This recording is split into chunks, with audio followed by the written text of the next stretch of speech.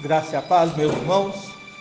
Eu convido você a abrir a sua Bíblia na carta de Paulo aos Colossenses, capítulo 2. Farei a leitura dos versículos 1 até o versículo 4. Nos diz assim: Gostaria, pois, que soubesseis quão grande luta tenho mantido por vós, pelos laodicenses, e por quantos não me viram face a face, para que o coração deles seja confortado e vinculado juntamente em amor, e eles tenham toda a riqueza da forte convicção do entendimento, para compreenderem plenamente o mistério de Deus, Cristo, em quem todos os tesouros da sabedoria e do conhecimento estão ocultos. Assim digo, para que ninguém vos engane com raciocínios falazes. Queridos, agora no início deste ano, no mês de fevereiro, houve uma notícia de um ataque a uma igreja evangélica lá no país chamado Burkina Faso. É um país africano de maioria islâmica. E a igreja ela foi atacada por cerca de 20 terroristas que explodiram uma bomba ali no meio do culto. Muitas pessoas ficaram feridas por causa desse ataque. E essa é uma realidade constante em todas as partes do mundo, principalmente em países islâmicos, onde há uma certa restrição e proibição da fé cristã. E é algo semelhante que Paulo vai falar aqui a respeito da nossa necessidade de estarmos unidos, orando uns pelos outros. Vejamos que após a introdução dessa carta, que nós temos meditado nos outros dias, no qual Paulo ele apresentou Jesus como a causa da criação, como o Senhor da igreja, Paulo ele também expôs o seu trabalho em favor da igreja e do seu objetivo, que é apresentar todo o homem perfeito em Cristo, lá no capítulo 1, versículo 28.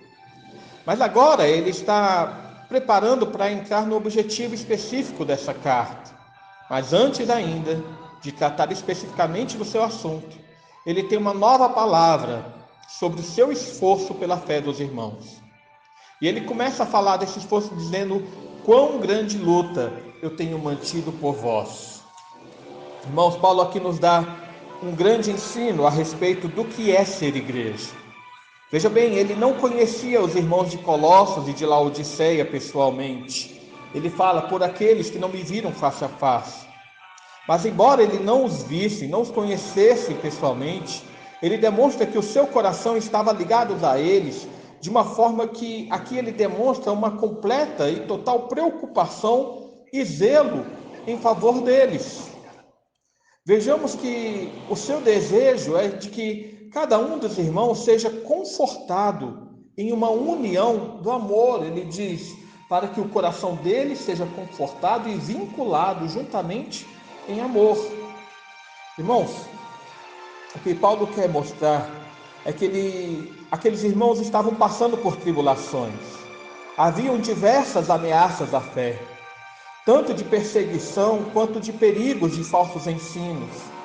Portanto, o desejo de Paulo é que nessa união de espírito, que nos une como uma igreja em toda parte do mundo, que houvesse, portanto, consolo, para que eles soubessem que estamos juntos e orando uns pelos outros. De fato, irmãos, isso é ser igreja, é orar em favor daqueles que estão sofrendo, mesmo que não conhecemos, mas que nós temos notícias dos seus sofrimentos e das suas dificuldades. É orarmos em favor dos nossos missionários que estão pelo mundo pregando o Evangelho de Cristo. Orarmos pelos nossos irmãos que estão sofrendo ataques e muitas vezes morrendo realmente por sua fé no Senhor Jesus. Mas vejam que além dessa consciência da unidade cristã, Paulo aqui ele também diz que lutava para que os irmãos se desenvolvessem na fé e no conhecimento de Cristo. Ele fala: e eles tenham toda a riqueza da forte convicção do entendimento para compreenderem plenamente o mistério de Deus, Cristo. Veja, irmãos, que ele não quer uma mera opinião dos crentes. Ele não quer que os crentes achem coisas a respeito de Cristo, mas ele deseja que os crentes tenham uma forte convicção do conhecimento a respeito de Cristo. E isso se explica, irmãos, devido aos ataques dos falsos mestres com as suas heresias, que estavam andando e rodeando as igrejas. Esses falsos mestres, falsos apóstolos, declaravam ter recebido uma revelação especial, uma sabedoria oculta, para então serem recebidos nas igrejas como pessoas de uma autoridade especial. Por isso, aqui no versículo 4, Paulo fala que ele dizia assim para que ninguém os enganasse com raciocínios falados. Então, irmãos, no versículo 3, Paulo fala que é em Cristo que nós encontramos toda a sabedoria e todo o conhecimento de Deus. Ele fala que todos os tesouros da sabedoria e todo o tesouro do conhecimento estão ocultos em Cristo. Ser igreja, irmãos, portanto, é também desenvolvermos a nossa fé no conhecimento bíblico para refutarmos todo o falso ensino e os falsos mestres que existem por aí. Nós vemos um ótimo exemplo disso na igreja de Éfeso, que nos é narrado ali em Apocalipse, capítulo 2, versículos 1 até o 7. Nessa igreja que recebe um elogio por não acolher em si heresias e falsos apóstolos. Enfim, irmãos, uma das características da igreja cristã é a sua unidade e a sua universalidade.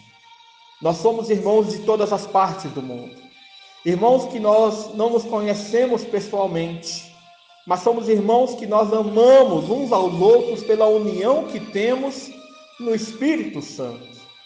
E que por essa união, ao sabermos que os nossos irmãos em outras partes do mundo estão sofrendo por causa da sua fé, estão sofrendo pela nossa união com Cristo, nós somos chamados a orarmos uns pelos outros e a clamarmos a Deus em favor uns pelos outros.